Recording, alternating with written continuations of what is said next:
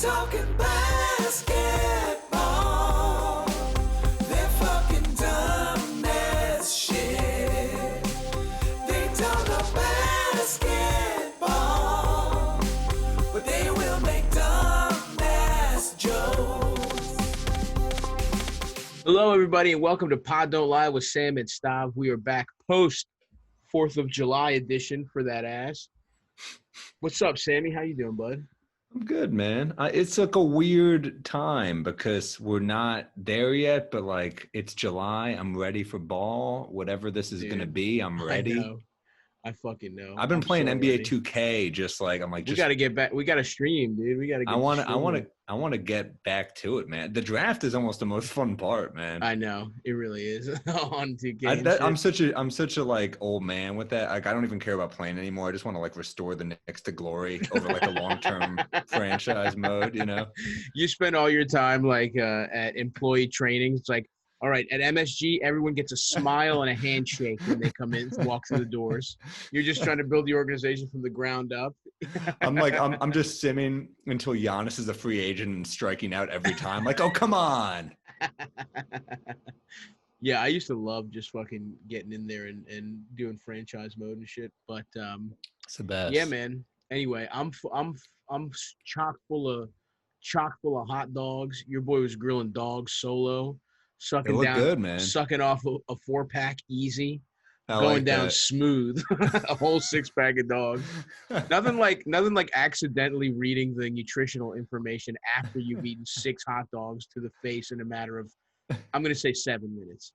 I was so fucking stoned last night, I forgot to let hot dogs cool off the grill, so I burned the fuck out of the roof of my mouth, dude. You know, I'm gonna say it though. I don't mind a burnt dog. I kind of like it. I like a burnt dog, but I'm saying it came right off the grill and I got second-degree burns on the top of my mouth. Okay, I misheard you. Oh, I thought you meant you just ate them burnt. I didn't realize you fucking ate them hot. No, I was so fucking hot. What happened is I was like, for whatever reason, I got up on the 4th of July and I was like, Yeah. I'm going to fucking get to work. I'm going to be productive on this holiday. Take that, you slave-owning founding fathers. It's not a holiday for me. I'm going to work. I did the books for Pod Don't Lie. I went through some emails. I thought this was going to go into you being like, take that, founding fathers, and they ate 6 hot dogs. Suck it. No. I was thumbing my nose at George Washington by doing work on the 4th of July. Nice. Anyway, so I drank a big ass cold brew. Maybe had a little piece of Adderall, you know. So I'm working the first like 4 hours of the day. I'm fucking tearing through shit. I clean my house on the 4th of July. I'm just doing everything. But the thing is, I'm still up. So I took like a bunch of edibles, and they had melted together in the plastic bag, so I couldn't exactly tell how many milligrams. I just took a big bite of like question mark amount of weed. The mystery bite. I like it. I took a big fat mystery bite, brother, and I got stoned out of my fucking gourd to the point that I forgot a grill makes hot dogs hot. So I just absolutely I'm talking the second it came off the grill, I put them on a fucking. I was eating like a raccoon. I was just like. The second it came off the grill, and I burned the fuck out of my mouth. Oh no. I was just making cocktails. My girlfriend fell asleep. Taylor fell asleep nice and early. I started just making cocktails and solo. Yeah, just so I celebrated my independence by getting drunk alone, and by giving into your addictions. Oh yeah, made some Manhattans. Nice. I even drop in the dark sherry. I fucking have fun with it. I love it, dude. I love the little maraschino in that bitch. Mm-hmm. Oh yeah. So anyway, Sam's hungover. I got a burned roof of the mouth, but we're playing through injury. I'm drinking a LaCroix that will not satisfy my thirst at all. Like it's too dry. I'm not gonna get there, but you gotta do what you gotta do. That's all right. We'll power through. So anyway, we're marching on here. Like you said, we're getting closer to the season starting. Mm-hmm. The restart, obviously. Having said all that, I don't know. I'm getting it. I'm getting a little nervous. Not.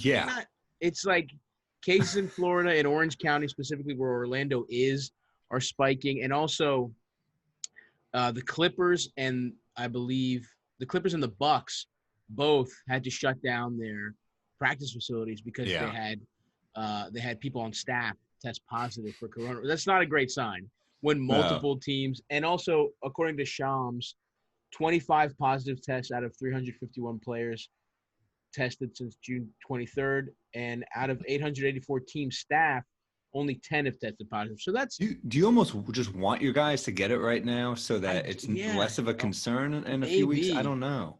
But then again, you never know. Some people get it and are fine, and everyone seems to be fine. All the athletes seem to be fine. I mean, they're professional athletes, but I've heard anecdotal, obviously, stories of people that are in great shape that get it, and it fucks them up for months. So I think not to mention it goes on, like it can fuck up organs down the road. We don't know. We don't know anything what's going to happen. Yeah, for sure. Yeah. So obviously that's a little. You don't want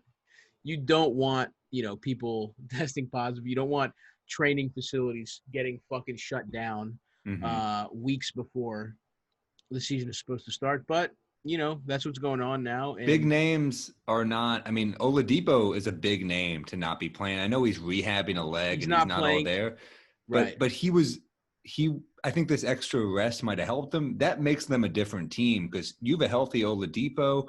That team is kind of sneaky good. Yeah, I think the team. I have to admit, and there was one annoying motherfucker in our mentions. He's gonna be. I hate to say this, but the Pacers were much better than I thought they were going to be this year. I thought they were going to be dog dick, and even without Oladipo, I mean, for the majority of the season, they did not have Oladipo, and even for the majority of his return, I think he only played like 14 games or something. He was kind of trash. He was only bad, really, but it always takes people a minute to come back from that injury. Totally. I just mean, I think they're good either way, and obviously they miss Oladipo. But that we should also note, because in case people are confused, he doesn't have COVID.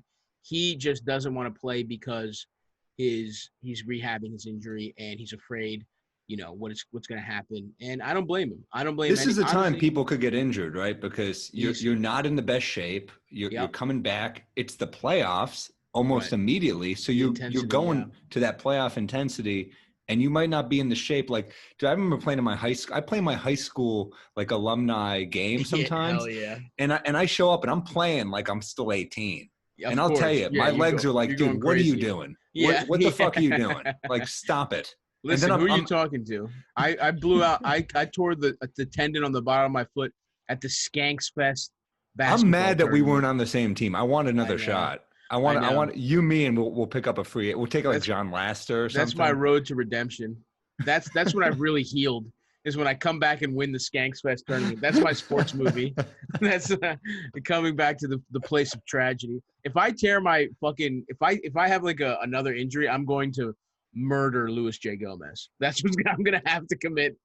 I'm gonna have to fucking commit seppuku for allowing myself to get injured twice at Skanks Fest. But I'm going to have to take out. I remember playing with Lewis, and he was just, like, throwing elbows on. And I'm like, we get it. You're a better rebounder. None of us want to get hurt. Jesus Christ, dude.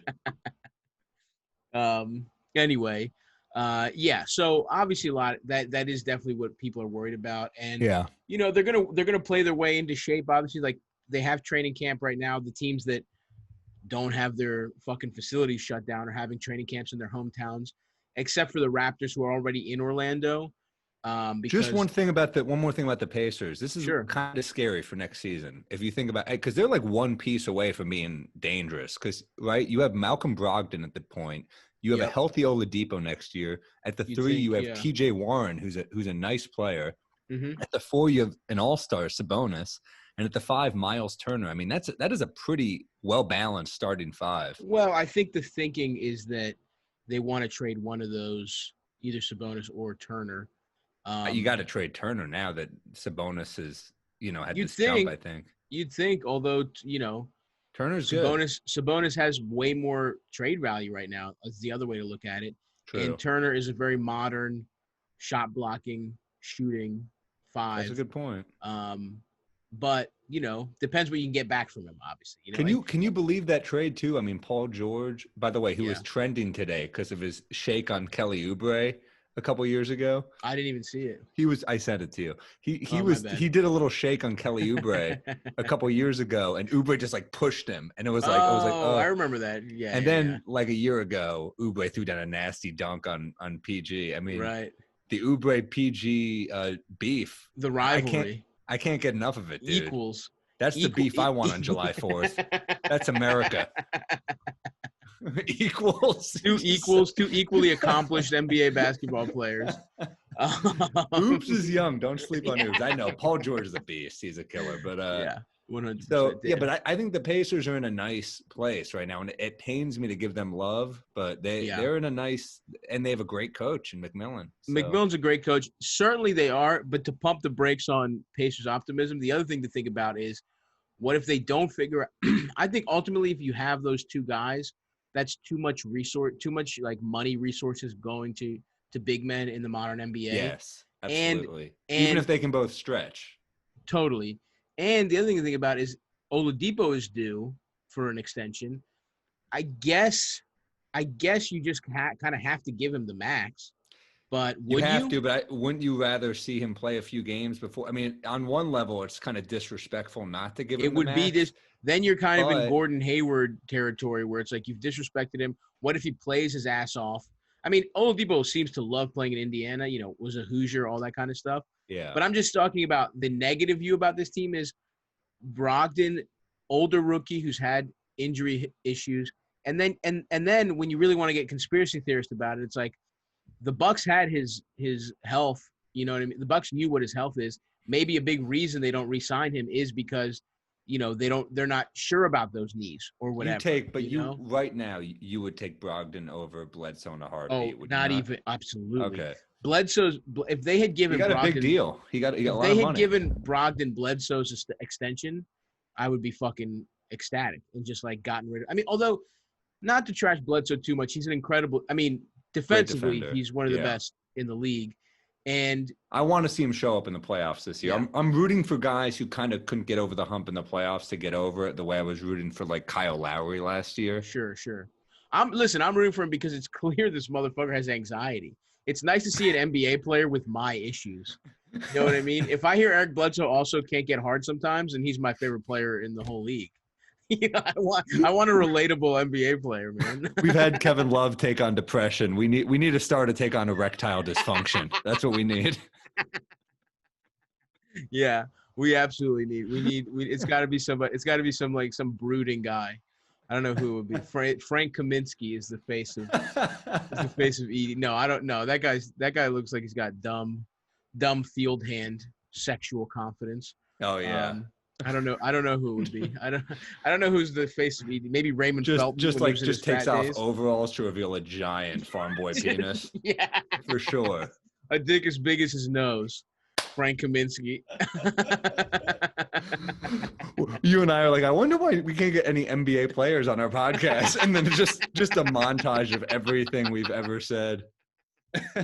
Oh yeah, brother, you better believe that. Anyway, not to trash the Pacers too much, but I just feel like that. They're just a well-coached team, and I'm envious. Well-coached team. I think McMillan's been a clearly strong coach for a long time. I remember LeBron wanted to play for him back in the day. I mean, he is a good coach, and I hate that the Pacers are good.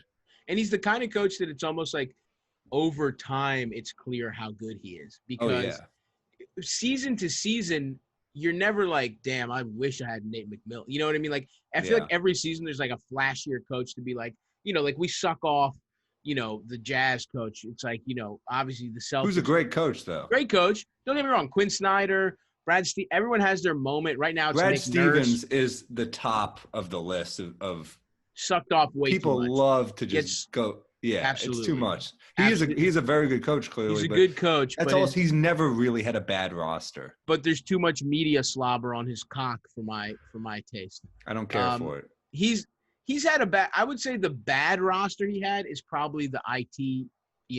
Who averaged 29 season. A game? So it's like that was bad. He understands how to use little guards. That's clear. Kemba, IT, that's clearly part of his. Also, Kemba has a track he's an record all-star, too. for sure. That's Kemba.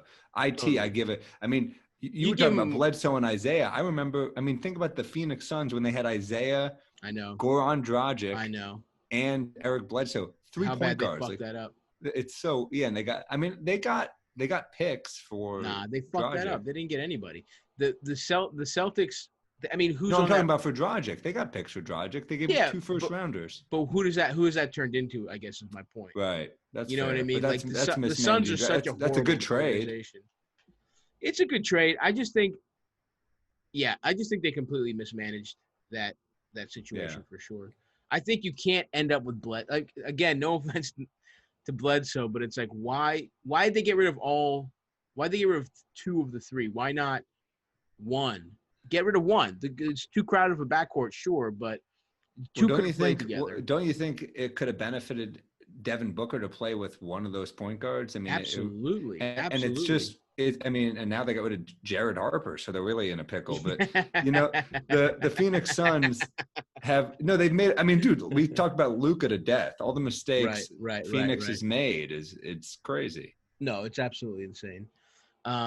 Anyway, so they're obviously a horrible organization. But I'm just taking a look at all the kind of the news here to kind of catch us up. I don't know if we've touched on it, but JR officially has joined the Lakers. I think we have. We did, and I'm loving it.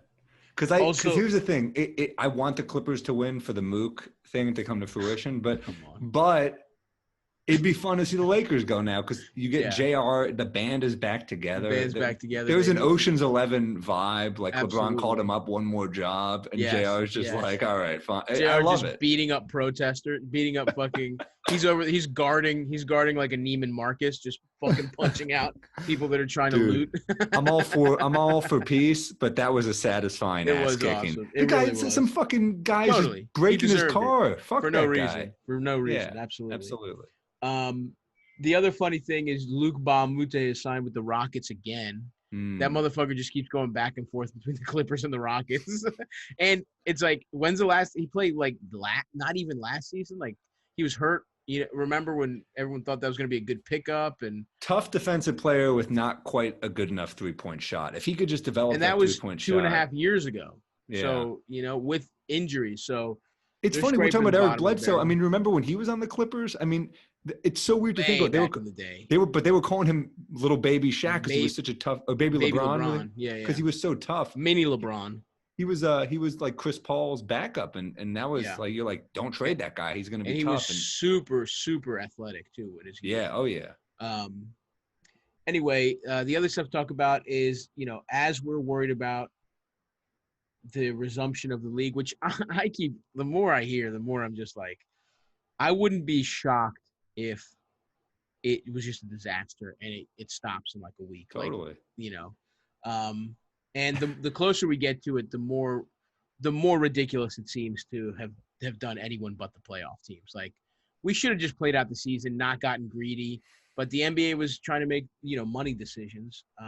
Right. And I mean, having said all that, they posted even the scrimmages start on July 22nd, and I hope they show them because I want to watch them. Clippers, Orlando. I would watch any of these. New Orleans, I am Brooklyn, so hungry Sacramento, for sports Miami. right now. It's crazy. Baseball's not going to have people in the stands. Like, think about how crazy baseball. I know. It's not going to make a big difference in like Minnesota, but there's some markets where it's where they're feeding off energy. Like there's something pretty damn cool about watching a Yankees Red Sox game and it's fucking sold out. Yeah. Yeah. And it's also like the whole point of baseball is to go to a game. It's a sport designed solely to get fucked up and eat peanuts at. It is not to watch. I feel like baseball is keeping peanuts and Cracker Jacks afloat for like many years. Where you're like, why would I eat Cracker Jacks if I'm not at a game? It's very smart of Cracker Jacks to get in, take me out to the ball game. That was one of the best financial decisions of all time. It was the first ever SpawnCon. Sponsored also, Jacks content. And back don't even rhyme. Yeah. Right? So true. Plural? That doesn't even work. They con their way into that song. Fucking assholes. I hate And you know what? I'm not that into Cracker Jacks. I'll say it. I don't mind. They're pretty good. They're not bad. Kettle corn, right? Yeah, like I like some kettle corn.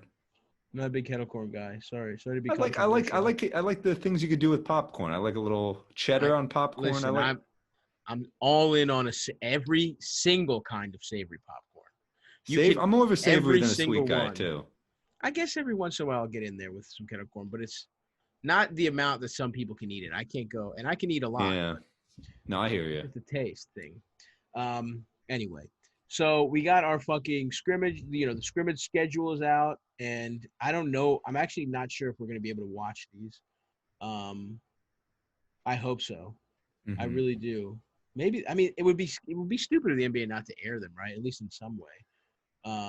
But yeah, I wonder if the players are kind of like, could you just not show us for the first? Yeah, I would be pissed too. I would be pissed if they showed our first. You know what? They at least have to show highlights. At fucking least show us some fucking highlights. Yeah, I can't imagine they don't do that. But I want to watch. I would literally watch the whole scrimmage.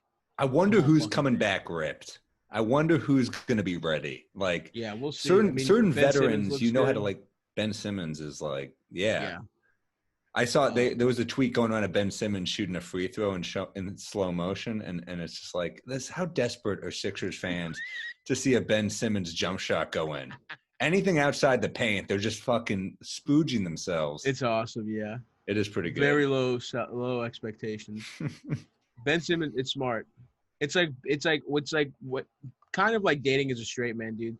Thank God for look. Patriarchy's bad, but women have been treated so poorly for thousands of years that if you're just kind of a nice guy, if you just listen, it's pretty easy to date. I found out that's Ben Simmons' shooting situation. When the bar has been lowered, oh my God, the sky's the limit. The bar's been lowered by centuries of misogyny, and that's what Ben Simmons' jumper form is like. It's the patriarchy for sure. Anyway, so the other thing to quickly in terms of, and we're also gonna do a mailbag here, by the way, guys. Thank you so much. I can't wait. I got one that's gonna piss you off, so I can't wait to get into it. But real quick, the last piece of news to kind of get at before we go into all that is that the NBA. So, and this goes back to the NBA being ultimately. It being about money and it being like corporate bullshit on some level is we heard the players were going to get to put whatever they wanted on the back of their jerseys to protest or take a stand. And I took issue with the back of the Mavericks jersey. It just said the Jews killed Christ. I was like, that's a pretty weird message to send, Oh my God, it would be so awesome if there was a Holocaust, like 6 million ? On the back of really on the back of like some fucking Eastern European players jersey. Like, wow, Porzingis is really not a New Yorker anymore. I'm just saying, where is proof? It would be hard to kill that many people. I think they have to. You're right. It is a business, and they have to do this. They have to. Right. So they have to make some effort to have some sort of social message. But the thing is, it gets whittled down to 29 like acceptable ones. It's like it starts Black Lives Matter, say their names, and then it's vote, I can't breathe, justice, peace, equality, freedom, enough. Power to the people, justice. I can't breathe is gonna be for Carmelo. He's just like, I'm out of shape. I just can't. Say her name, si se puede. Yeah. Liberation, see us, hear us, respect us, love us, listen to us, stand up. Stand up's good. It's funny to have all this like social change stuff, and then on the front they're like, "Is that Walmart?" Yeah, it's like some Bumble by the Clippers. Bumble. Yeah, no, I think it is cool, man. I think it's cool that they're doing this, and it's gonna be like at least they're doing something. Sure, the NFL, they're like, it's gonna be a huge deal to like right. They're gonna take a knee for 1 week, and then everyone's gonna be like, "All right, we tried." Totally. But I don't know. There's something about it having to get focus grouped, and there having to be 29 acceptable ones, and you not being allowed. That to me is like, now it's like when like Raytheon sponsors Pride. It's like we need more gay engineers to build missiles to kill poor people. You know what I mean? It's like at the end of the day, when corporations get involved, it's like it gets defanged in a lot of ways. It becomes censored and it becomes watered down. But now listen, having said that, I agree that it's important to do something, and it's important to, they're going to write Black Lives Matter on the courts, which is fine, but cops are beating people on the streets that they've written Black Lives Matter on in DC. There's police brutality on them. So it's like, I'm reticent about. There's going to be systemic racism and problems, whether or not the NBA plays. I think, showing who they are and making the message is important. And when you have people like LeBron who are posting pictures of Frederick Douglass on July 4th and being very vocal, absolutely. I mean, that's what the NFL lacks. Tom Brady has said, like, he's given little things. He's been like, it'd be great if a team signed Colin Kaepernick, but Drew Brees. I don't think the NFL. Yeah, I think the NFL wants old Tommy to keep tight-lipped about his political views. I think him and our fictional version of Porzingis might have a little too much in common for the NFL's taste. Well, but my whole point is that, like, we were talking about the Dwayne Wade doc on our Patreon episode last week. If you haven't listened, you should. We talk about when Chris Paul, Melo, and LeBron all gave that speech to the ESPYs, and those are four of the biggest stars in the league, especially at that time. Mm-hmm. So, the NFL just doesn't have that. The MLB doesn't have that.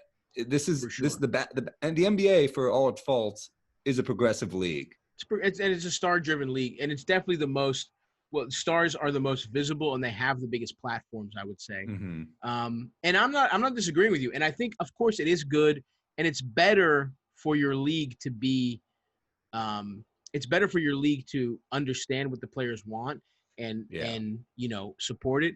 My only problem is it's almost like if the giant corporation that you work for supports it, it to a certain extent neuters the act. You know what I mean? Like there's no protesting against anything because the NBA is like, great. Yeah. It's like the cool parents that let you smoke weed in the garage. Sure. It's just not the same. You know what I mean? Point. Like you want to be smoking weed out in the back of getting finger popping someone at the back of a Sears. Of course, you don't want your mom coming down with tostadas. I get it. But, right. It's like when Ricky Gervais at the Golden Globes was saying, you guys think you're such activists, but you're making movies for Amazon and for Apple. And it's a great point. I mean, there is truth to it, but, and look, you can call it the hypocrisy in the NBA all day. When there's shit going down in China, a lot of these stars are very silent because that's where a lot of the money comes from. So, look, it's an imperfect league, even though it is a progressive league. Totally, but my point, though, is that I'm still hopeful, despite all of that, right? I am still hopeful that players will do something that actually pisses the NBA off, because at the end of the day, they have a platform. I think it's important for them to have that platform. Like, there are no American sports. No one gives a – listen, let's be honest. No one's watching fucking Korean baseball. No one's really watching soccer. Americans don't give a fuck about soccer, right? When the NBA comes back, because it'll at least come back for a week before it gets canceled, like before half the league has COVID. Yeah. When it comes back, it's going to be the biggest fucking thing, Think about the It's going to be like the show Titus. It's going to last a week. Yeah. But it's going to be a glorious week. It's going to be such a good week. A lot of yelling. A lot of white trash yelling.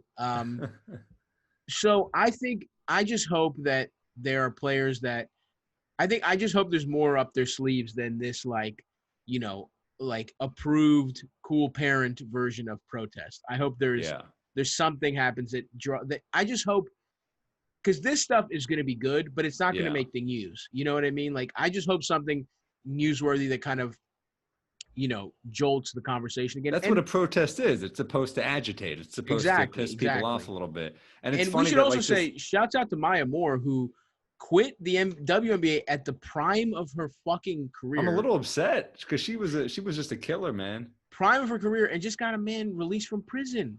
Like, that's what she was doing. She was tangibly doing something with her, with their time. And obviously I'm not saying that every NBA player needs to quit and, work on, restorative justice for people that are, that were falsely accused of a crime and, railroaded through our criminal justice system. But I just hope they can do something that like kind of stirs the pot and like gets almost re-energizes, national attention towards the protests. Because the thing is, protests are still going on. It's just they're not really being covered by mainstream media anymore. Of course. They jump. It's every story, no matter how big, has a shelf life, and the news will move to whichever story they move to. Right. So anyway, I'm still hopeful. It's absolutely something, and I hope the players can figure out how to make the most of this, in terms of social justice and people are going to be watching. People will be watching. The views are going to be up. Anyway, so that's a lot. That's basically the news. There's not that much. Let's do some mailbag. Not a full episode's worth. So we got some mailbag. It's been a while. We've done a couple Patreon mailbags, but we wanted to do just a free mailbag for everybody, to have an opportunity to send some questions. I'm excited. I love a good mailbag. Love a mailbag. This first question I really love, from Scott Sweeney. If y'all could add your own NBA expansion team, what would it be? Jerseys, mascot, which cities, and why? And he says, who would you draft? But that's kind of, I don't know. I mean, you draft the best player. Like we don't know who's in the expansion draft. But you got to go to a good market. You can't go New York, because even though the Knicks have been a nightmare, that you can't get a third team in New York. Can't get a third team. It would have to be a big market. Like honestly, I'd go to Seattle. Seattle is too obvious. Yeah, that's why. I mean, what does I say it? I'm like, I would go see. You're like, that's what a fucking hack would choose. I'm like, sorry. A fucking moron starving. Would say they're starving. So that's one pick. I think San Diego would be kind of cool. San Diego's a good one. I mean, I know my answer is Baltimore, baby. Of course. We're doing Baltimore, and I have it all ready to go. It's the Baltimore Bullies, okay? And we got Bulldogs. There's no bulldog in professional sports. It's all over college, and it's cute as fuck. They come in. I mean, a real fat bulldog like Georgia has. He comes in. He's patrolling I want my bulldog patrolling the hardwood. Jerseys. I don't know. I think I kind of like. Black would have to be involved, because both the Ravens and the Orioles go black. I kind of like black. I mean, I almost just kind of like going black and green, maybe. Black and green. Black and blue could work. I don't know. Black and you blue. don't see a lot of black in the NBA. I kind of liked when the Heat donned those black jerseys. Those are awesome. I like the black just behind you too. In the Sixers. Yes, those classic AI. Black and red is probably the coolest. True. But Baltimore Bullies, I almost want it to be Ravens colors, just because it's like a little black and purple. I mean, that's disrespectful to the Orioles, but baseball can suck my dick. I'm going We'd have Seattle. to have a bird, because we have the Ravens and the Orioles. It couldn't be the Bullies. Fuck. No, you could be. Fuck that. You could be. Right. I like the Bullies. I'm going Seattle Dentists. The dentist, because you tap into the suicide market, which is Seattle, by going in a subtle way. You're dentists. Yes. Is that true, what they say about dentists killing themselves? That's what I read, yeah. Yeah. They people, and it's funny that it's like a light joke. You're like, dentists kill themselves, and it's like, they're dead. That's fucking dark. But I think so. Damn, yeah. I really like I gotta go Baltimore Bullies. Maybe like a black and like a baby blue. That could look kind of cool. Ooh, I like that. A little something there. I'd have to do the whole jerseys, but here's a good one. Who would be your celebrity fan? Who do you got? That's like you need a celebrity fan patrolling the sidelines. Well, you want someone youngish, because I want Jack, obviously, but Jack is, Yeah. I think, listen, it's Baltimore. It's a smaller market. We need somebody to class it up, but we also need someone who appeals to our blue-collar roots. And that's why I'm going to go with Helen Mirren, a classy British lady, but with big-ass titties. And that's the kind of person that's going to bridge the gap for Baltimore. Bring us a little British class and charm, but put the jugs on display. I got a good one for Seattle. Okay, hit me. Tara Reid, the actress, not the one accusing Joe Biden. Right. Because she's wild and she's reckless, and that's you need that energy out of a fan. You need someone who's going to scream "fuck you." Tara Reid is an interesting She's almost like a like she's like a that's like a it's like you fucking dug her up from a time capsule from the mid 2000s. Tara Reid. Who would be new Tara Reid? Who's like a crazy? Probably Lindsay Lohan. Nah, Sam, what's going on here, man? You've been watching She's higher level. She's higher level. Too much fucking Dancing in the Rain, bro. First I've been singing in the rain. Whatever the dancing in the who's just dancing in the rain? You sing. Isn't that the song Dancing in the Rain? It's singing in the rain. Are you serious? God damn it, stop. I like a musical. What can I say? I'm just saying, update your fucking cultural references, man. These ladies haven't been in like 15 years. All right, so who's the new Tara Reid? I got it. Amanda Bynes. I'm kidding. No, who is the Amanda Bynes is better because of how off the rails she's gone. Yeah. Damn. Talented too, man. Sad one. She was talented. Yeah. What are you gonna do? Yeah, I mean that's if we really get to the bottom of that one, it's the answer is that everyone that worked at Nickelodeon got molested. And Dan Schneider. Why do you have to do that, man? I had happy memories. Fuck.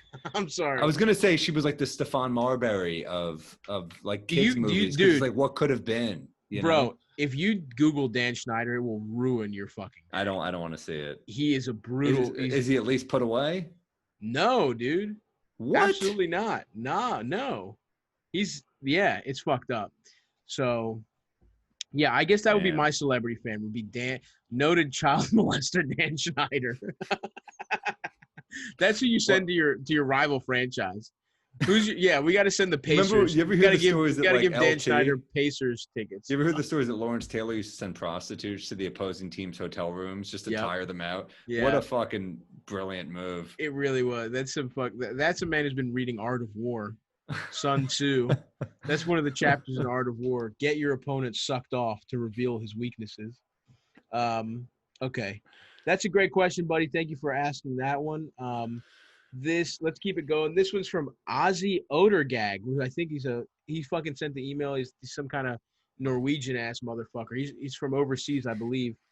This is a very cultured podcast. Some Norwegian ass motherfucker. I think something like that. I don't know. Something with the fucking Nerf and Durgan, some kind of shit like that. Sorry, buddy. What do we got? Sorry, Ozzy. This is a nice. This is not how David Stern took the NBA overseas. What are you, some Norwegian ass motherfucker? Hey, buddy, take the fucking clogs off. You're gonna ruin the hardwood. Put on a pair of sneakers, you fucking waffle-eating cocksucker.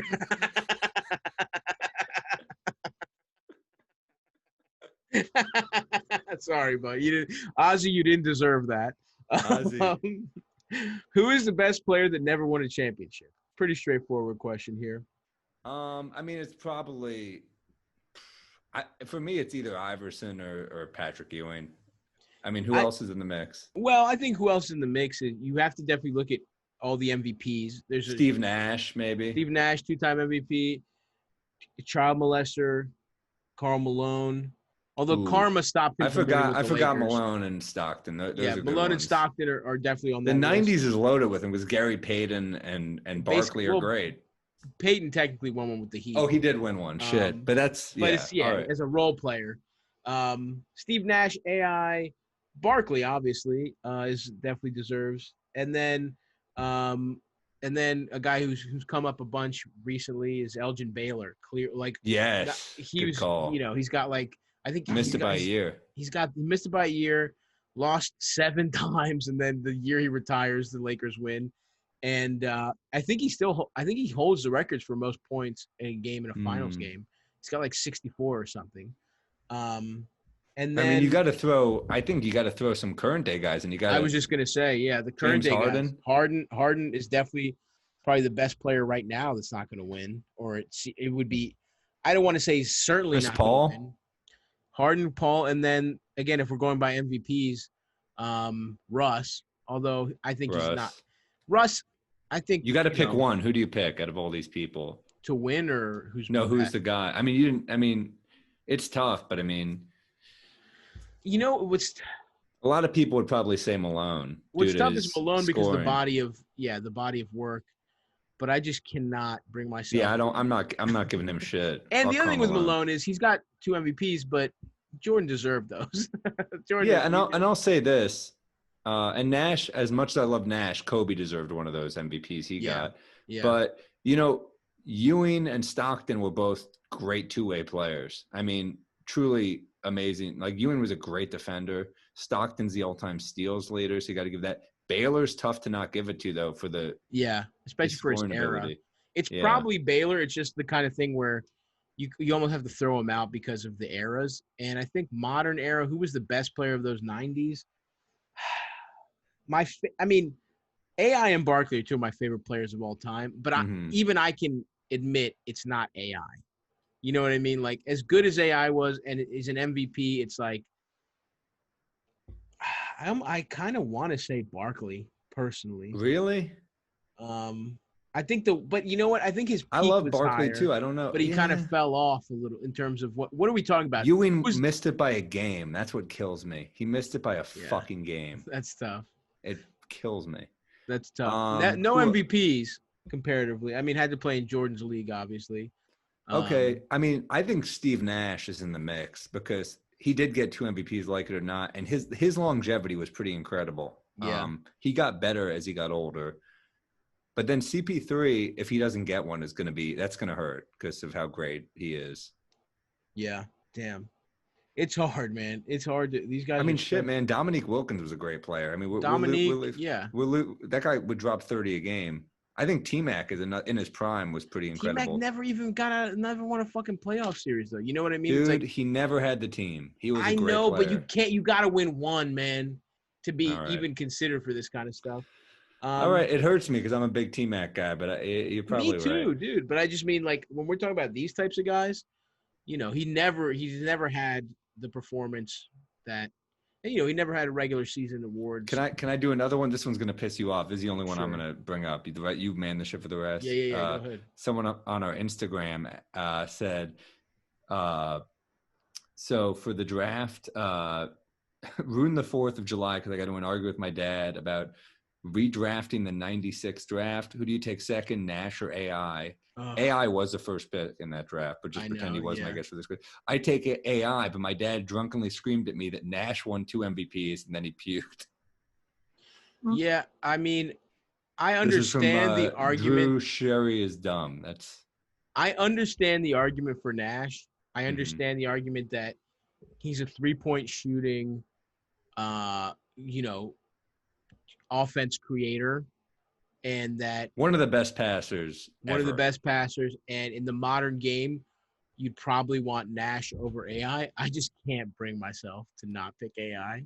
In that draft, I obviously take AI because AI went first for a reason. He was a killer at Georgetown. I mean, at the time there was no, but I think he's talking about redraft. In retrospect, it's tough. I think Nash. It's tough. It's closer than I think people think. I think the right basketball move is to take Nash. I just can't do it. I wouldn't be able to do it. I mean, problem is AI is better when you have no one. Nash is better when you have weapons. Right. And that's the problem. AI is a floor raise, maybe the best floor raiser ever. Like dragging those Sixers teams. And whatever, the East was weak, but the fact that he takes a game off of those Lakers is still at 5-10 is legendary, man. But he's not making the guys better. Exactly. The way Nash is. And that's why I have Nash raises your ceiling, AI raises your floor. Exactly. You know what I mean? That's a great point. And in the modern game, it's Steve Nash. It's just like that's – I mean, who do you think Steph Curry? Who do you think Trae Young? I mean, that's Nash's game. Yeah. That's Nash's game just, to the next level. All right. Having said that, Allen Iverson. This is actually, this is from an old Patreon that we never got to. It's off topic. It's nice to throw these in here. This is from Jake Schumacher. Can Will Ferrell carry a comedy? Yes. Which is such a crazy question. What is that? Are you kidding me? Now, He's maybe one of the he funniest people ever. Maybe he means right now, but let's look at this. Will Ferrell's fucking resume is unbelievable, dude. What an asshole question. What is that? Can Leonardo DiCaprio carry a drama? Like, come on. I just want to go through this man's hits, man. 03 is Old School and Elf, two iconic classics. Movies. 04 is Anchorman. Mm-hmm. I mean, unstoppable. Amazing. That's I almost feel like that's his MVP season, like KG MVP season is Anchorman. Like he's young, he's just like it's his first. He's just like, oh my God, watch out for this guy. The other guys is that's him KG on the Celtics because he teamed up with Mark Wahlberg. Yes. That's Paul Pierce, the Boston connection. Yes, I was gonna say Step Brothers is the Celtics. Step Brothers is great. That's the championship to me. The other guys is so fucking underrated. Oh, though. I take Step Brothers over. They're right there for me. I love them both, but I mean, goddamn, dude, other guys has so many good parts. Oh, it's so fucking good. And that's a McKay one too. Banger. Yeah, everything Will Ferrell and McKay did together, certified bangers. They produced Succession, dude. I know. It's the best show on TV. Crazy. 05 is a weird year. After Anchorman, he goes Kicking and Screaming and Bewitched, but he's like an absolute off the bench crazy scorer, 18 points in 4 minutes performance in Wedding Crashers, where he's in the movie for 90 seconds and he's arguably the most memorable part. Jamal Crawford. Jamal Crawford, yes. Mom the Meatloaf. Are you kidding me? Huge. How much I spent 3 years of my life whenever I wanted a guaranteed laugh going, Ma, the Meatloaf. Fuck. I mean, it's great. He's at the funeral and he's like, just classic. I mean, look, that's his KG once Cassell and Sprewell leave. Yeah. And he's just like got nothing. Yeah. He's got like Wally for like one season and then nothing. It's beautiful. And then Talladega Nights, banger. Great. Amazing. Ages, great. Mm-hmm. Blades of Glory, solid. Get a great little Swardson cameo. Will Arnett, Amy Poehler. Yep. Come on, great movie. It's really good. Semi-Pro and Step Brothers is in 08. I mean, Step Brothers is to me. Step Brothers is so. I mean, it's just they've stripped you put Will Ferrell in an R-rated movie, you can't lose. It's just not. Yeah. You can't. And John C. Reilly and Will Ferrell just. I mean, that's an. I would have loved to see. Can he carry a movie? Is this guy fucking? Is he? He's baiting us. This guy. He must. And then, what I think is another. I think he has moved into a different part of his career now, where he's coming in and doing more of that Wedding Crashers type stuff. Like he is arguably the best cameo possible.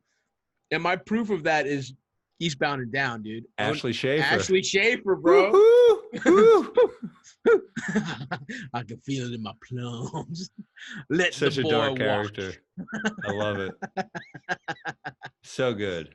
We just had to suck off Will Ferrell as a pure How legend. Do you know, can LeBron carry a franchise? Come on. Like what? I know. What? Crazy, Jake. You should be ashamed of yourself. I don't mind a non-b-ball question here and there, but come on, man. Yeah. This one's coming from Twitter, TedXXX Talk at Blow the Whistle. Who was the first player to be described as a unicorn? Any other mythical creature comparisons in the history of the league? Fave unicorn in the league today? Well, I know who you're going to say. Well, the first player to be described as a unicorn, I believe, was Porzingis. I think Durant is the one who called him a unicorn. Yeah. Because who else gets called a unicorn besides Porzingis? Well, it's become like it was.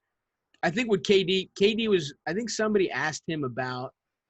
I think it's just a question about like describe his game, and KD was simply talking about him being 7'3" and hitting threes, right. Like him being like KD before Porzingis and before this other generation. And he can take you off the dribble because Yao was 7'5" and could shoot threes. He just didn't really do it. Yeah. I mean, but yes, totally. Yao was. I don't know how often did Yao even fucking shoot. He lived on. He didn't, but he could have. It was a different game then, though. If he wanted to shoot threes, if Yao was in today's era, he would hit threes. Would he? He was a big plotting motherfucker, dude. No, look at his free throws. Yao was a great shooter. I know. I just mean he's not. he doesn't have the athleticism to right. play. He's not. My point is, Porzingis can take you off the dribble. He can give you the pump fake. But I'm saying, like, Kevin Love's not breaking ankles and he shoots threes. It's still possible, just a stretch. Right. Yeah. As a simple stretch. Yeah. For sure. I just think you're giving up what makes him so valuable. Exactly. I mean, he's a beast. I mean, yeah, when he was healthy, was a killer, but he was never healthy. Not for long. Right. And I mean, my favorite unicorn is now it's become any kind of player that's weird, basically. Like a big man with some guard skills essentially qualifies as a unicorn at this point. Like they've used it to talk about Giannis and AD. To me, they talk about Joel Embiid and Jokic like as unicorns, but to me, they're just big men. I don't know. They're very good, and Jokic is passing, and you could, I guess, Embiid shooting at being at 30%. I think unicorn is like something you've never seen before. Totally, I think it's totally. and that's kind of what Giannis is. You've never seen Embiid a guy is not a unicorn. Build. Embiid is just like a fucking monster center that we've Porzingis is a unicorn for sure. Porzingis is a unicorn, and it breaks my heart that we traded a fucking unicorn for Dennis Smith Jr. and it's like really one of the most insane boneheaded trades. Absolutely, we should have Porzingis. Absolutely. And look, he doesn't have to. You know, it's so fucking funny. I tried to get Porzingis to do the opening from my Comedy Central special, Barney Greengrass, the Jewiest deli of all time, not knowing that he was like some low-key Aryan fucking supremacist. I'm like, KP, eat whitefish with me. And he's just like, let's pass on this one. That would have hurt, dude. That would have hurt to watch it now. Can you imagine? Oh my God. You can't buy a Knicks jersey anymore. Players get traded too much. It's just and also imagine if I bought one and I would just have to look at it all the time. My cousin sent. I bought my little cousin. I guess my nephew. My cousin's kid. That's who I bought him a Porzingis jersey when I went to Greece a couple years ago, and he loves it, dude. He won't take it off, and I just don't have the heart.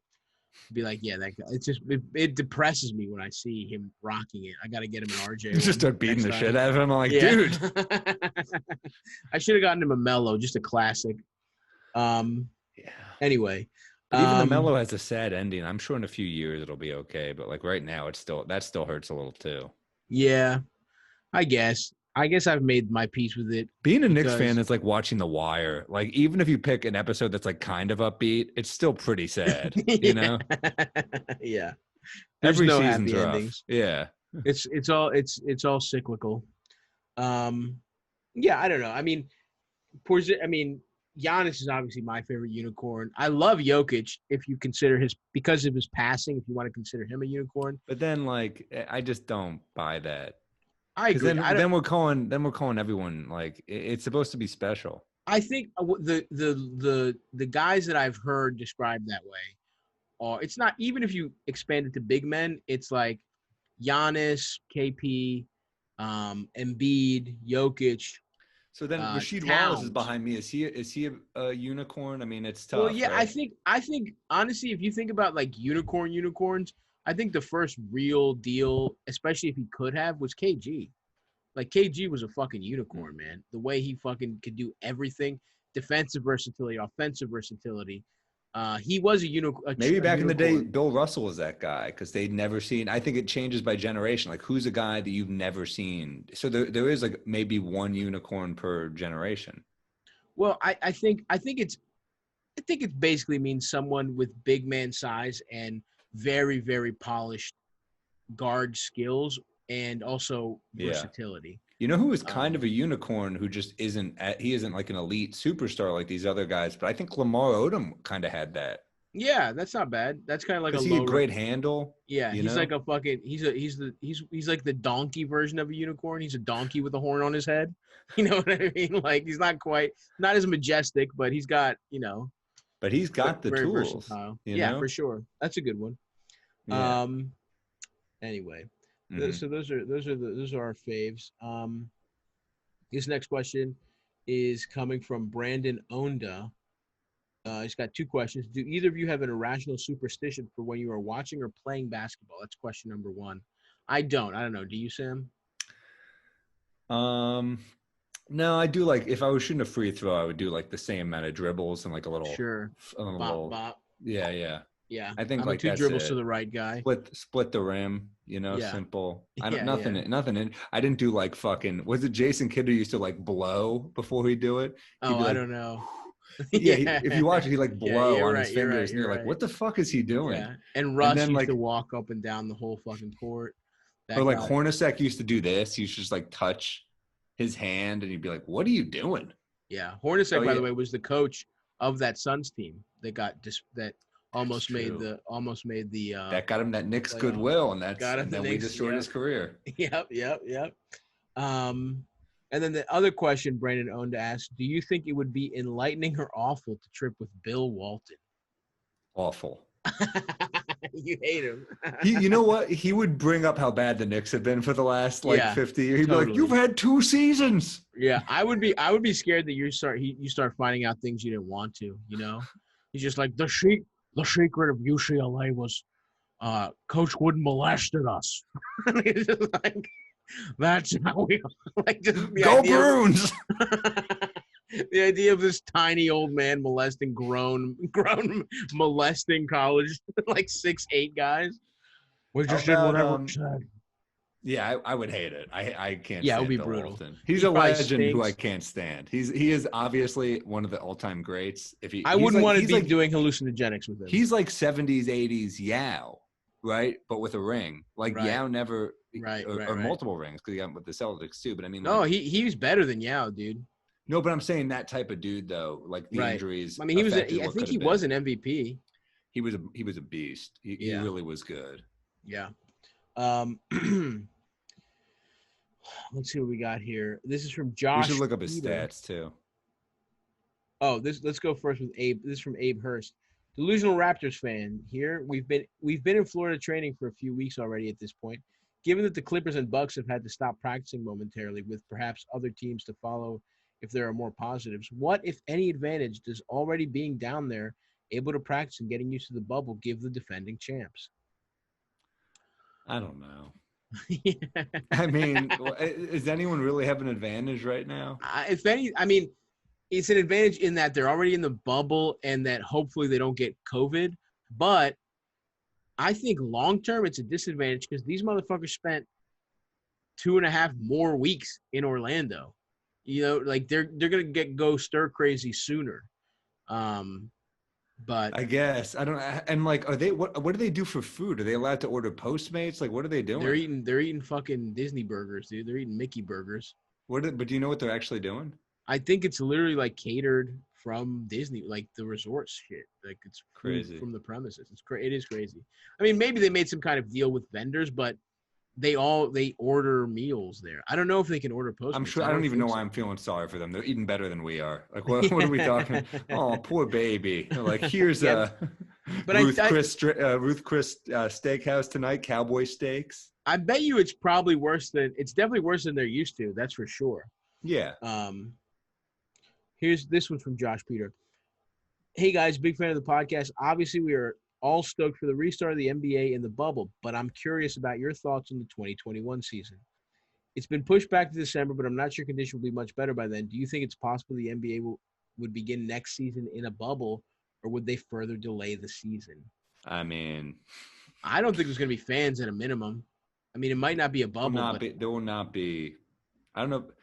I mean, traveling's still going to be dangerous. I don't know. Yeah. I mean, it's going to be like even at comedy clubs now, they're taking your temperature and they're. Dude, yeah, I'm worried. I mean, I don't know about comedy for a while, man. I'm kind of scared to fucking do comedy again. I don't think comedy returns for real for like another year.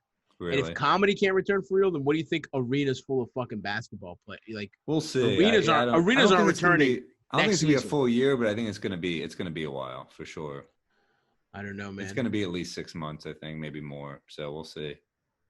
We'll see. Yeah, I mean, the other thing is it's gonna be fucking flu season in November. So this is fucking hell. This is a bad time. The shit's gonna respread in October, November, all that kind of shit. So I don't know if it's gonna be a bubble, but I mean, now that I'm talking through it, it might have to be. I don't think there's gonna be fans there. I mean, what? And that's the other thing. What if this thing is goes crazy? What if this thing gets canceled? Then they might have to do the next one. Don't say that, dude. I need it. I need something. Listen, I need it too. Remember how The Last Dance brought us all together? Think about what this is gonna do, brother. You know how bad I want sports. You know how bad I want fucking to spend all of August on an edible watching 8 fucking basketball games a day. That's all I want, Sam. It's gonna take our podcast back to where it was. I can't wait. We're gonna get to talk. We're gonna get to talk about actual games again and actual beef again. It's gonna be fucking special, dude. But I'm a little worried, brother. That's all I'm saying. Okay, nice. Let's end this one with Chasten Prater. Would you let Mike Miller fuck your mom if it meant the Knicks would win the finals? Would you let him fuck you maybe instead? I can't put my mom through this. She's too old. Don't avoid this. Look deep inside yourself, Sam. He addressed it to you at the end. Let me think harder. Well, first off, my mom's obviously got to be on board, then I'm gonna have to convince my dad. It's gonna be a whole thing. So here's why I can't do that. Are we talking Mike Miller, the coach, or Mike Miller, the? He didn't specify. I guess it's your choice. Dealer's choice. Choice. Here's the thing.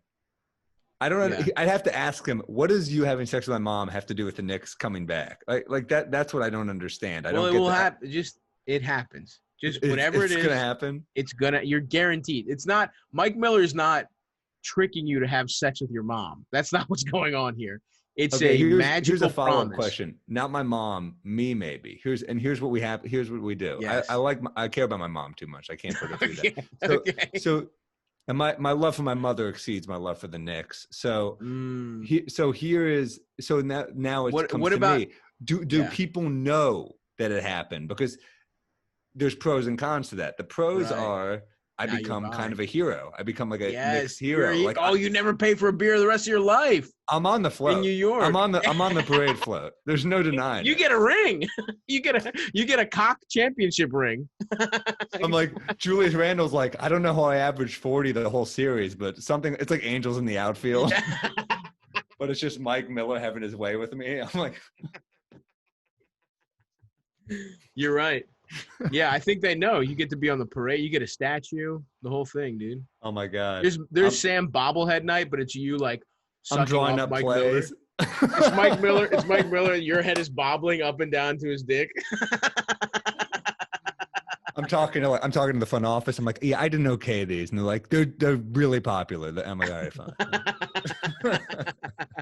Okay, good. Yeah. So Sam, you would. That's good.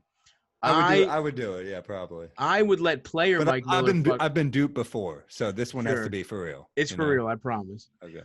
I would let player Mike Miller fuck my mom because I just want her to have a nice time.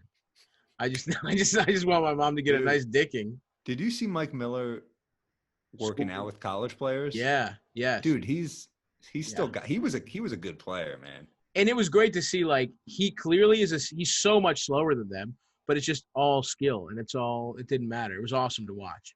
Yeah, he was never like a blow-by athletic guy. He was just kind of crafty and had a great jump shot. And I remember when he got traded from the Magic, and T-Mac was like on SportsCenter, like, nah, they've done my boy wrong. And you're like, you're publicly trashing the guys who come in. But T-Mac was right. Mike Miller was he was a good player. Yeah, wasn't he like he's like a top 3 pick, I believe. He was rookie of the year his rookie year. Yeah. So that does it, bad draft class for sure. Bad draft class for sure. Yeah, but look, he had a long career. He's an NBA champion. He was contributed to that Heat team for sure. He was also great on the Grizzlies. Like people forget those seasons, but he was like the number 2 guy behind Paul Gasol on those teams. He was a killer. Yeah. Oh yeah, you're right. They were a 50-win team. You're right. I totally forgot about that team. I totally forgot about before Gasol got traded. Yeah, he was good for sure. And with any luck, he'll be having sex with my mother and giving the Knicks a hard-earned and Sam. You're just you're just reading a magazine as my mom comes out of the waiting room. You're just like Mr. Ferrell, we're ready for you. I have to see Coach Mike Miller. I'm like, hey man, no disrespect. It was just he's younger, and he's hotter, full head of hair. The goatee might tickle on my balls. Who knows? I'm talking to Coach Mike Miller, and I'm like, it's you, and he's like, yeah. So I don't want to either. I got to take a Viagra. I don't. Oh, that would be embarrassing. You're not doing it for Coach Mike Miller. He's just like, just give me a second. I'll beat off while you kiss my neck. How about that? It doesn't even end up penetrative. He just jacks off on your chest, and you're like, all right, well, I'm going to get out of here.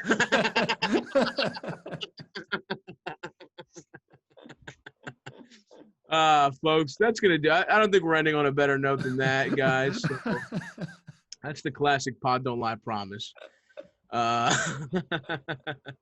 Thank you for listening. Very fun episode. We will be back Friday with a Patreon ep, and I'm trying to think. Anything else? Nothing really. We're excited to the Patreon. Leave us a review, and we appreciate you guys. Yeah, thank you, bros, and stay safe. You never disappoint with the mailbag. The mailbag. There's always one question asking us if we would fuck somebody for the Knicks to have a championship. And I always take the question very seriously. Yeah, we do. We will always take them seriously. We promise. Thank you, bros, and we will talk to you Friday for the Patreon and next Tuesday for the regular app. See ya.